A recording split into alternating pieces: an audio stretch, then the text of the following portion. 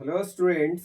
हम लोग पढ़ रहे थे इलेक्ट्रोस्टैटिक्स पार्ट 2, जिसमें फर्स्ट टू लेक्चर्स में पहले लेक्चर्स में हमने एरिया वेक्टर के बारे में बताया। लास्ट लेक्चर में हमने फ्लक्स का कॉन्सेप्ट को सिखाया।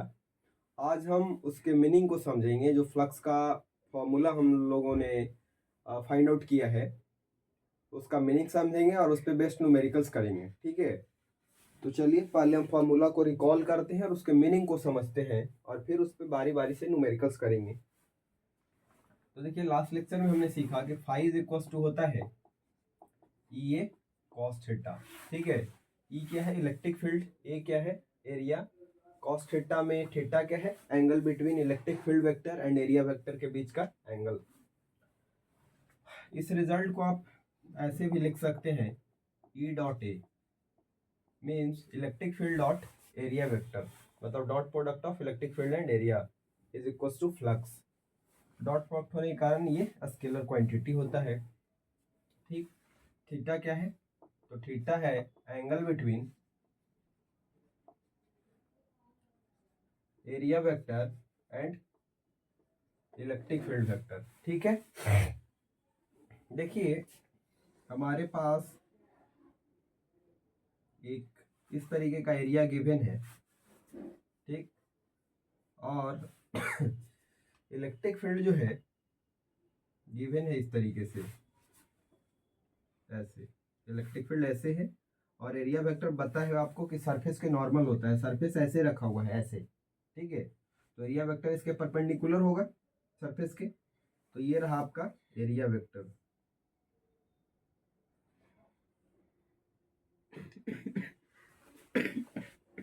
ये रहा एरिया वेक्टर और थीटा क्या है?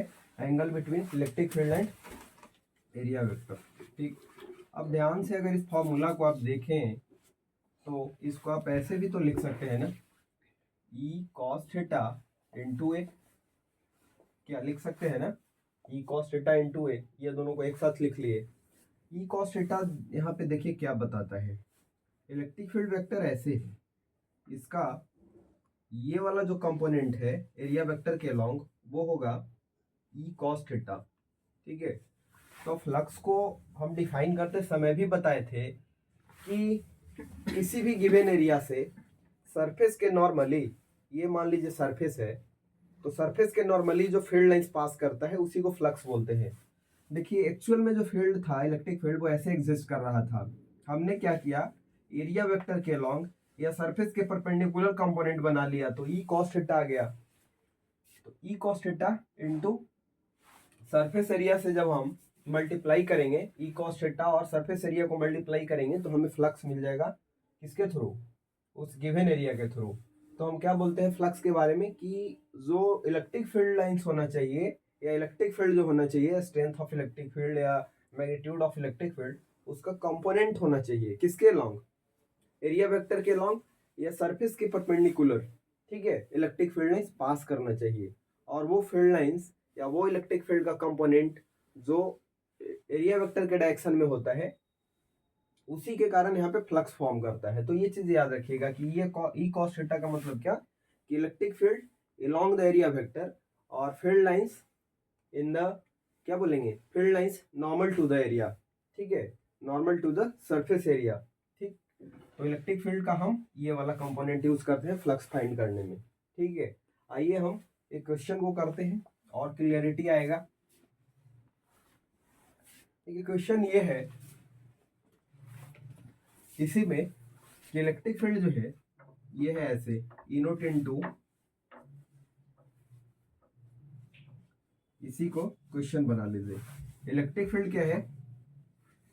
ई नोट आई प्लस ई नोट जे। क्या है? ई नोट आई इंटू ई नोट जे।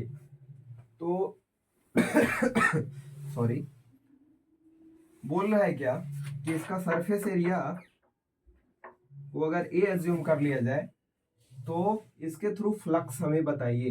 क्या बताइए? फ्लक्स का वैल्यू बतलाइए कि इस एरिया के थ्रू फ्लक्स कितना बनेगा। यही क्वेश्चन है कि फ्लक्स क्या बनेगा इस गिवन एरिया का, इस गिवन सरफेस का एरिया ये है, इलेक्ट्रिक फील्ड लाइंस इससे ऐसे एरिया वेक्टर के साथ कुछ एंगल बना रहा है। ठीक है, कुछ एंगल बना रहा है, चलिए थीटा ही अज्यूम कर लेते हैं, कुछ एंगल बना रहा है एरिया वेक्टर के साथ इलेक्ट्रिक फील्ड।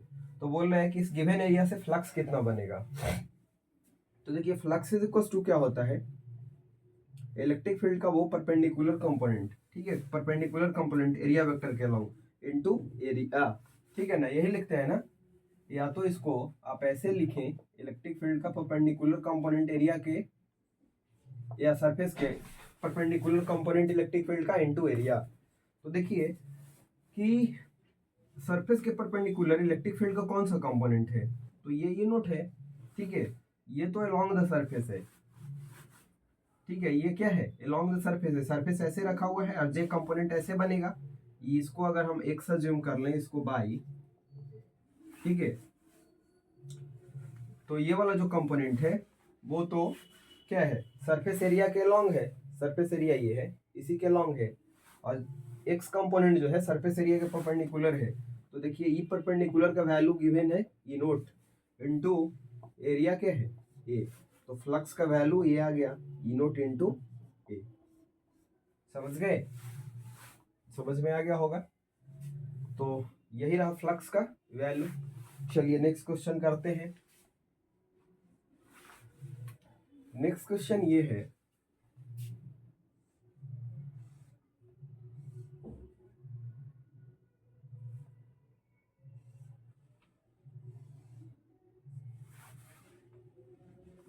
स्क्वायर शेप का एक सरफेस है, क्या है, स्क्वायर शेप का एक सरफेस है, और इसका साइड ए है, ठीक, इसका साइड क्या है, ए है, और इलेक्ट्रिक फील्ड ऐसे गिवन है, मैग्नीट्यूड वाइज इनोट ही है, पर ये जो सरफेस के नॉर्मल है, ये वाला लाइन एरिया वेक्टर, इसके साथ ये बना रहा है 60 डिग्री। कितना बना रहा है, 60 डिग्री बना रहा है, ठीक। तो बोल रहा है कि फिर से फ्लक्स का वैल्यू फाइंड करिए। क्या फाइंड करिए, फ्लक्स का वैल्यू। तो देखिए ये नोट का दो कंपोनेंट होगा, इसका एक कंपोनेंट इधर होगा एरिया वेक्टर के लॉन्ग, तो ये हो जाएगा ई नोट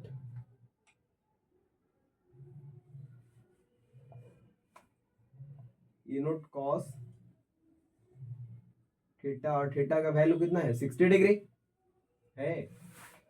अब देखिए कि फ्लक्स होता क्या है, तो फ्लक्स होता है इलेक्ट्रिक फील्ड का परपेंडिकुलर कंपोनेंट, किसके परपेंडिकुलर, सरफेस के परपेंडिकुलर इलेक्ट्रिक फील्ड का कंपोनेंट इनटू एरिया का मैग्नीट्यूड। तो इलेक्ट्रिक फील्ड का वो कंपोनेंट जो सरफेस के परपेंडिकुलर है वो है ई नोट कॉस 60 डिग्री, मतलब ई नोट कॉस 60 का वैल्यू कितना, 1/2, तो ये हो जाएगा E naught by 2 into area of square, ये क्या है, स्क्वायर है, इसका एरिया हो जाएगा ए स्क्वायर।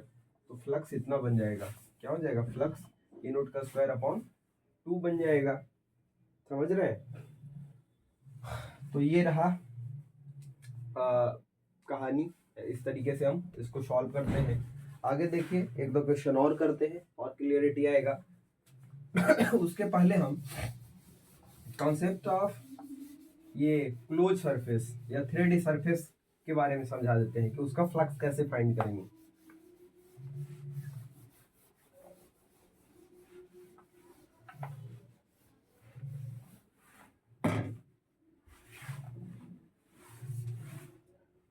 देखिए यहाँ पे यूनिफॉर्म इलेक्ट्रिक फील्ड है, क्या है, यूनिफॉर्म इलेक्ट्रिक फील्ड है। इस यूनिफॉर्म इलेक्ट्रिक फील्ड में एक सिलेंडर रखा हुआ है, क्या है, सिलेंडर रखा हुआ है,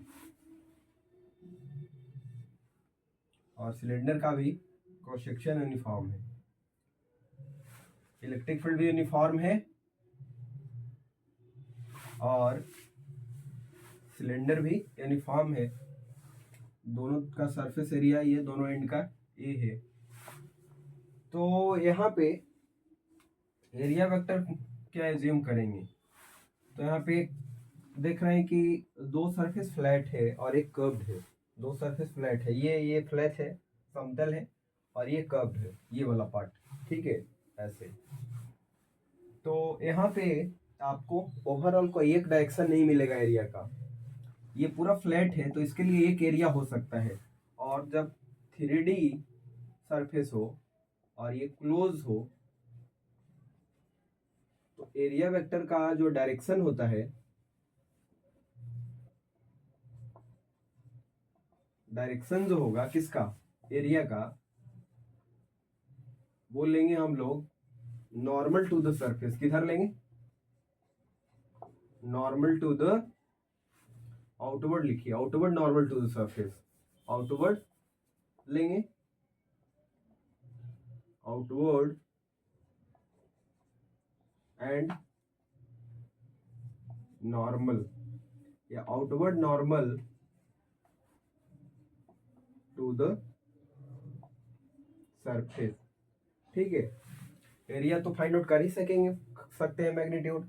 डायरेक्शन कैसे लेंगे, तो उस क्लोज ऑब्जेक्ट या 3D जो ऑब्जेक्ट है, बंद ऑब्जेक्ट है, उसके बाहर की तरफ लेंगे और एरिया के परपेंडिकुलर लेंगे, सरफेस एरिया के परपेंडिकुलर लेंगे।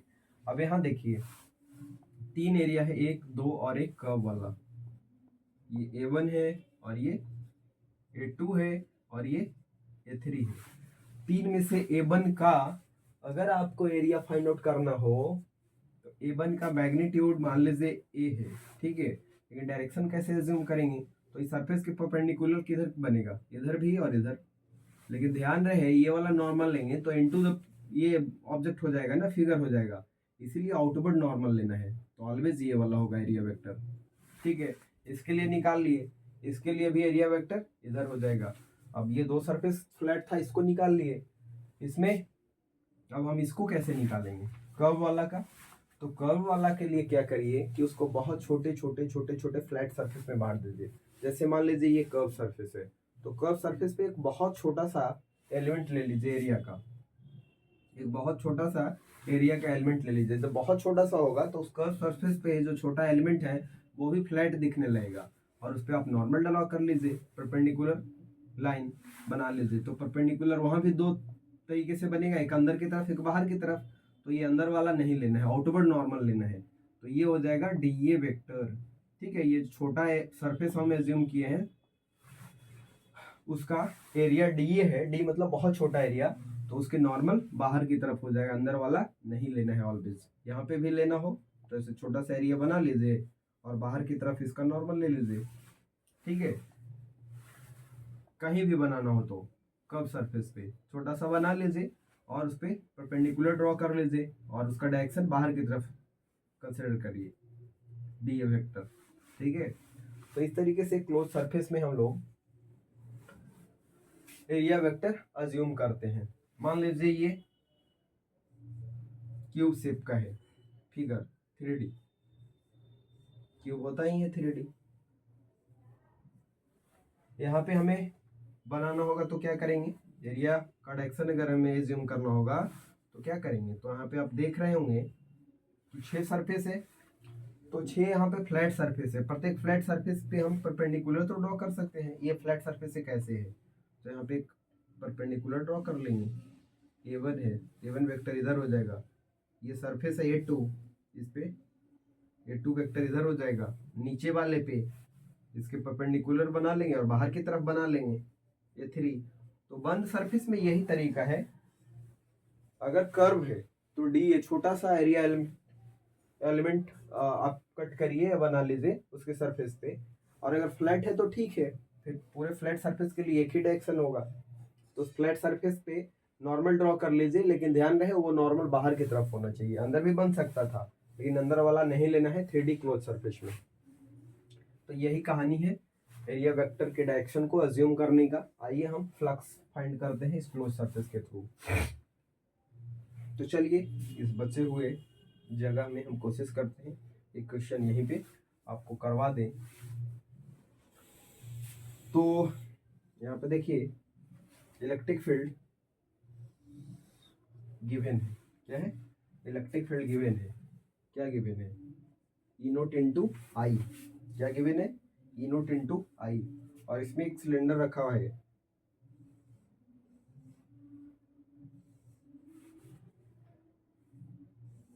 यूनिफॉर्म सिलेंडर है जिसका रेडियस आर है। ठीक है, यूनिफॉर्म सिलेंडर है जिसका रेडियस आर है और ये आई के डायरेक्शन में है। तो बोल रहा है कि आप फ्लक्स फाइंड करिए, इस सिलेंडर के थ्रू फ्लक्स फाइंड करिए।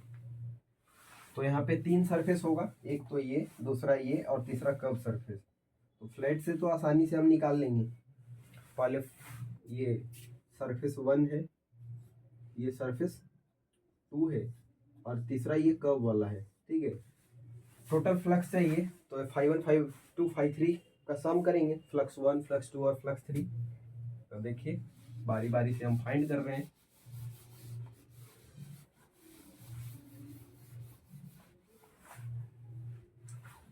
तो आपको क्या बताए हैं कि टोटल फ्लक्स अगर चाहिए तो क्या करिएगा, स्केलर होता है φ1 प्लस φ2 प्लस φ3 करना पड़ेगा हमें।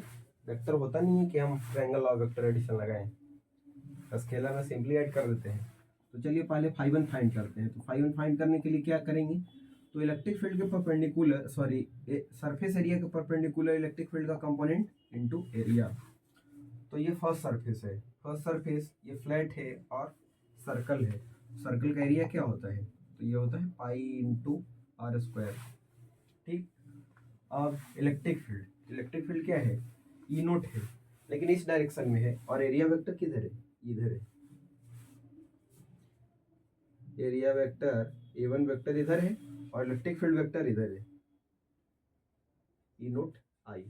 दोनों के बीच का एंगल कितना है, यही होता है ना, परपेंडिकुलर कंपोनेंट लीजिए या तो फिर आप इसको ऐसे लिखिए, ये कॉस थीटा, जहाँ theta angle between electric field vector और एरिया वेक्टर। तो इलेक्ट्रिक फील्ड ऐसे, एरिया वेक्टर ऐसे, दोनों के बीच का एंगल 180। यहाँ पे कितना एंगल बन रहा है, 180 बन रहा है। तो इलेक्ट्रिक फील्ड का मैग्नीट्यूड क्या है, ये नोट है। एरिया वेक्टर एरिया का मैग्नीट्यूड क्या है, पाई इंटू आर स्क्वायर है, और कॉस कितना 180 डिग्री। क्या होगा, कॉस 180 डिग्री। तो हो जाएगा E naught into pi R square. Cos 180 का वैल्यू -1, मतलब minus E naught into pi R square होगा। आइए सरफेस 2 के लिए फाइंड करते हैं फ्लक्स φ2। तो वहाँ भी यही लिखेंगे, ये कॉस थीटा यहाँ पे बना लेते हैं। तो इलेक्ट्रिक फील्ड ई नोट आई है और एरिया वेक्टर ऐसे है, दोनों एक ही डायरेक्शन में है। इलेक्ट्रिक फील्ड का मैग्नीट्यूड ई नोट है, एरिया क्या है, ये 2 का, सरफेस 2 का एरिया क्या है, तो वो भी सर्कल है, pi R square into cos 0 degree, क्या कॉस 0 डिग्री। तो E naught into pi R square. φ2 हो गया। आइए φ3 कर्व सरफेस से निकालते हैं। कर्व सरफेस के थ्रू फ्लक्स फाइंड करते हैं, यही ज़्यादा ये होता है कॉम्प्लेक्स फाइंड करना। तो देखिए थर्ड सरफेस तो यूनिफॉर्म ये नहीं है, फ्लैट नहीं है। तो हम आपको क्या बताए थे कि यहाँ पे छोटा छोटा इसके सरफेस पे एरिया का एलिमेंट बना लीजिए। ठीक है, एक यहाँ एक यहाँ, इस तरीके से ढेर सारा। तो यहाँ पे मान लीजिए कि ये एरिया वेक्टर हम ऐसे बाहर की तरफ लेना है, तो बाहर की तरफ अज्यूम कर लिया, एरिया का मैग्नीट्यूड डी अज्यूम कर लिया। तो यहाँ पे φ3 अगर हमें फाइंड करना होगा तो हम कोई छोटे से एलिमेंट, छोटा सा एलिमेंट हम ले लेंगे और उससे हम फ्लक्स फाइंड कर लेंगे। तो φ3 निकालने के लिए हम या डी φ3 कर लेते हैं, बहुत छोटा सा ये एलिमेंट हम अज्यूम कर रहे हैं, तो छोटा फ्लक्स बनेगा। ये क्या होगा, E electric field into D A into cos theta होता है, कॉस थीटा। अब देखिए इलेक्ट्रिक फील्ड का डायरेक्शन और एरिया वेक्टर का डायरेक्शन कितना बन रहा है। इलेक्ट्रिक फील्ड इस डायरेक्शन में है और एरिया वेक्टर इस डायरेक्शन में है, दोनों के बीच का एंगल 90 डिग्री है। तो कॉस क्या लिखेंगे, 90। इसी को इंटीग्रेट कर देंगे तो टोटल फ्लक्स आ जाएगा, टोटल फ्लक्स थर्ड सरफेस से φ3 बोले। अब ई इंटू ए इंटू कॉस 90, कॉस 90 क्या होता है, 0, 0 इंटू समथिंग 0 बना देगा।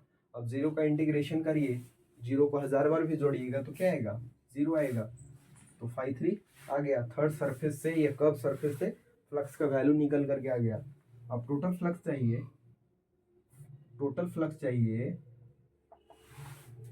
तो क्या करेंगे, ऐड कर देंगे सबको, φ1 प्लस φ2 प्लस φ3। φ1 क्या है, तो ये है E naught into minus E naught into pi R square. Second वाला क्या है, E naught into pi R square plus third 0 है, तो ये मिल करके क्या हो जाएगा, मिल करके हो जाएगा 0। मतलब नेट फ्लक्स या टोटल फ्लक्स का वैल्यू क्या होगा, 0 हो जाएगा। समझ गए। तो चलिए एक चीज और इसमें ऑब्जर्व करिएगा कि ये क्लोज सरफेस को, 3D क्लोज सरफेस को, ये रिजल्ट क्या आएगा 0।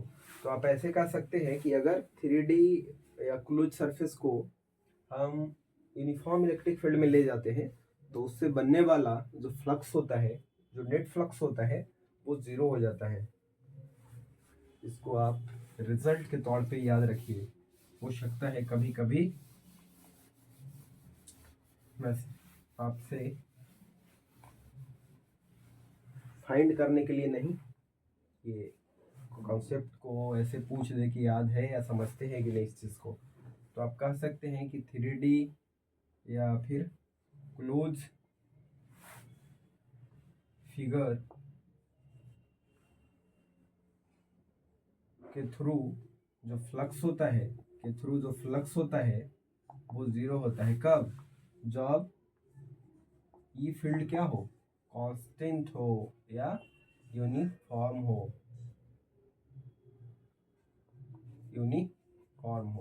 यूनिफॉर्म या कांस्टेंट इलेक्ट्रिक फील्ड में किसी 3D क्लोज फिगर को हम लोग ले जाते हैं तो उसके थ्रू बनने वाला जो टोटल फ्लक्स का वैल्यू है वो होता है 0। ठीक है, मतलब जितना फील्ड लाइंस उसमें एंटर करता है उतना आउट कर जाता है, जितना एंटर करता है उतना आउट कर जाता है। तो देखिए एंटर करते समय यहाँ पे आपको पता चला होगा कि φ1 जो है निगेटिव आया था और निकालते समय उतना ही पॉजिटिव फ्लक्स बन गया, इसीलिए रिजल्ट यहाँ पे 0 आया। कब सरफेस के थ्रू तो टोटल फ्लक्स 0 है ही। तो यही कहानी होता है एक क्लोज 3D सरफेस को जब हम यूनिफॉर्म इलेक्ट्रिक फील्ड में रखते हैं तो। ठीक है, आगे की बात हम अगले सेशन में करेंगे। आज हम इसको यहीं पे समाप्त करते हैं। So thank you for watching my video.